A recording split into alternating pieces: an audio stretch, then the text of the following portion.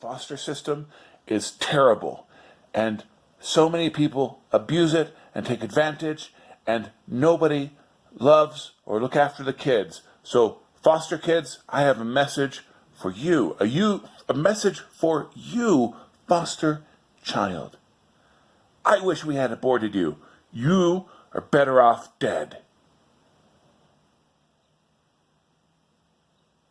If your mom didn't want or plan to have you, and she brought you up anyway, or she gave you up, and someone else brought you up, and you've had a hard life, don't you wish you were dead? I mean, what if you didn't even exist? Wouldn't that be better?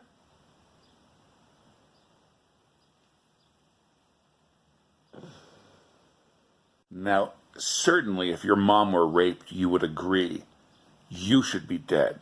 I mean, you could never be a consolation or comfort to her after this traumatic event. Certainly, you would never be that. Don't you wish you were dead? Stop reminding people and stop reminding your mom of what happened to her. Go away.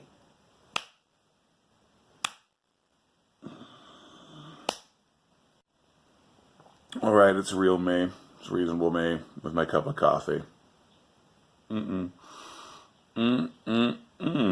What a funky, funky week.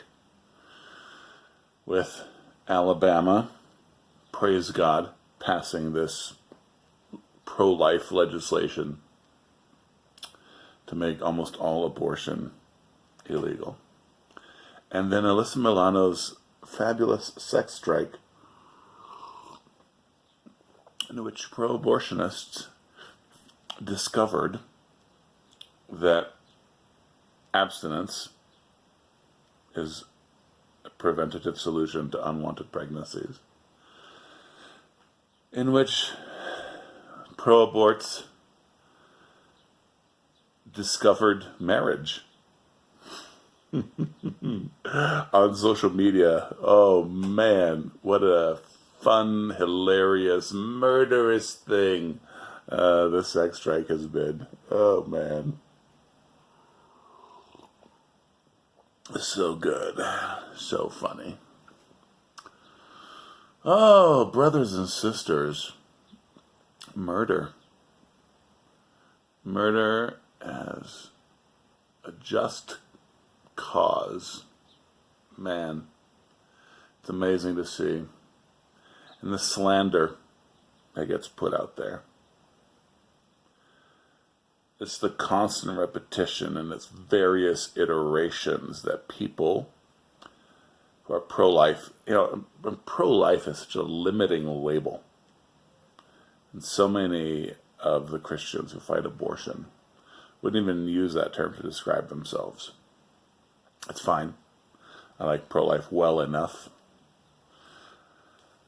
But basically, everyone who loves life and loves children, because they're not psychopaths, as that one preacher said, gets slandered constantly, over and over again. On social media, in conversation, when people are at protests or marches against murder. And it's the constant accusation. You're pro-life, or say you're pro-birth and not pro-life, right? And you don't actually look after kids. And how many single moms have you helped?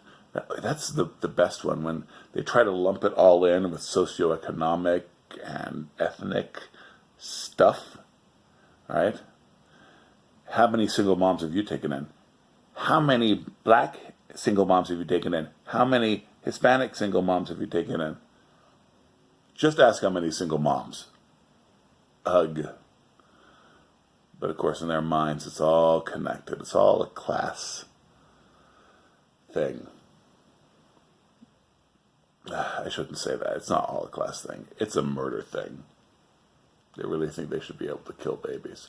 The bottom line is, what I'm trying to get to as I ramble in the morning with my coffee is, Christians are the people who most do those things. Christians are the people who most give to charity. Just not charities you like, because so many of them are churches. Most give to charity. I've seen so much generosity from Christians throughout my life. People sacrificing to make the sort of donations that would not impress a lot of people, but that were important to the one person that they were giving to. And that's just like to start to tell you about a lifestyle, because specifically when we're talking about fostering, and when we're talking about adopting, and when we're talking about caring for the victims of sexual abuse and assault,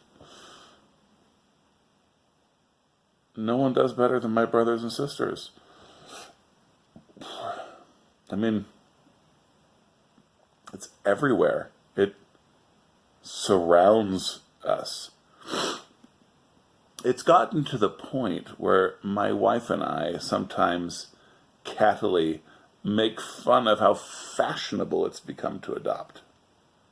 That's how much people actually do that. Oh man, it's so unfair to do this, but people will come up to you, if you're like to anyone protesting at an abortion clinic, and say, "Oh, would you adopt a kid right now? Would you adopt my kid?" Which is very unfair, and I'll talk about why in a second, but people say yes. People say yes. It happens. And then the person has to shrink away and shrink back, and sometimes shrink away and shrink back, and then go kill their baby. An abortion costs $600. An adoption costs $30,000.